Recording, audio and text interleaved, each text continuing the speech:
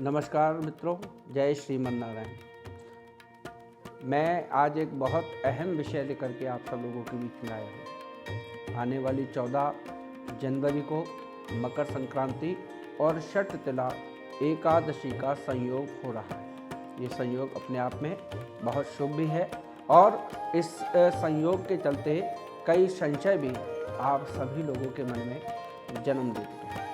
कई लोगों का जो है वो ये मेरे पास भी कॉल आ रहे हैं, मैसेजेस भी आ रहे हैं कि प्रभु एकादशी के दिन हम चावल का कैसे दान कर पाएंगे। तो संशय की स्थिति बनी हुई है। संशय की स्थिति को निवारण शास्त्रों के अनुसार जो है वही निवारण लेकर के मैं आप लोगों के समक्ष आया। जैसा कि मैंने आपको बताया कि षटतिला एकादशी भी उस दिन होना है और षटतिला एकादशी पे तिल का बहुत विशेष महत्व होता है। यानी कि इस दिन तिल को 6 प्रकार से भगवान के लिए जो है प्रयोग तिल का होता है। स्नान में भी तिल का प्रयोग होता है, उपटन और भोजन में भी तिल का प्रयोग होता है, दान हवन आदि में भी तिल का ही प्रयोग होता है। 6 प्रकार से तिल का प्रयोग होने के कारण षटतिला एकादशी भी कही जाती है। एकादशी माघ मास में है और माघ मास का भी अपना महत्व है। इस माघ मास में भी, पूरे मास में भी तिल को जल में डाल करके तिल का प्रयोग करते हुए ही अगर आप स्नान करते हैं, ब्रह्म मुहूर्त में स्नान करते हैं, तो इसका भी अपना महत्व है। मकर संक्रांति जो हमारी 14 जनवरी को ही है, उसका अगर गोचर का हम समय देखें तो वह लगभग दोपहर के बाद 3:13 के आसपास जो है सूर्य उत्तरायण होकर के मकर राशि में प्रवेश करते हैं, जिसके चलते उसका पुण्यकाल भी उसके बाद होगा।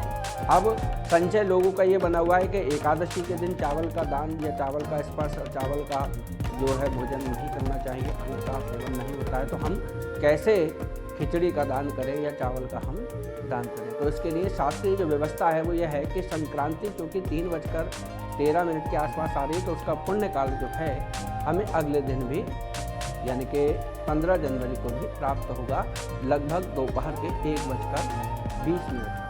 तो हम उस पुण्यकाल का भी प्रयोग कर सकते हैं। और या फिर यदि हम 14 तारीख को ही संक्रांति का दान करना चाहें तो हम उस दिन तिल का दान कर सकते हैं। तिल के लड्डू या तिल की गजक इत्यादि हम दान कर सकते हैं। यदि हम 14 जनवरी को चावल का ही दान करना चाहें तो हमारे शास्त्रों में एक ऐसी व्यवस्था है कि समा का चावल जो होता है वो व्रत में ग्रहण करने योग्य होता है, तो उस दिन हम समा का चावल भी या समा के चावल की खिचड़ी बनाकर भी दान कर सकते हैं। या फिर आप 15 जनवरी को जो 1 बजे तक आपको पुण्यकाल मिल रहा है, उस पुण्यकाल का लाभ लेते हुए उसी दिन स्नान आदि करें और खिचड़ी का दान भी आप उस दिन कर सकते हैं। तो इस संशय का यही एक समाधान है कि आप 15 जनवरी को भी दान कर सकते हैं और संक्रांति यदि आप 14 जनवरी को ही मना रहे हैं तो वो 14 जनवरी को आप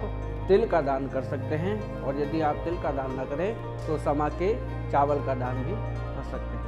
मदन मोहन मालवीय जी का विश्व पंचांग, महावीर पंचांग आदि अनेक पंचांगों में भी यही व्यवस्था दी गई।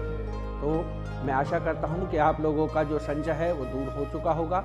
आप लोग इस जानकारी के हिसाब से 14 जनवरी को तिल और समा के चावल दान करके संक्रांति का पर्व मना सकते हैं और 15 जनवरी को आप चावल का दान करके यह पर्व मना सकते हैं। जय श्रीमन नारायण।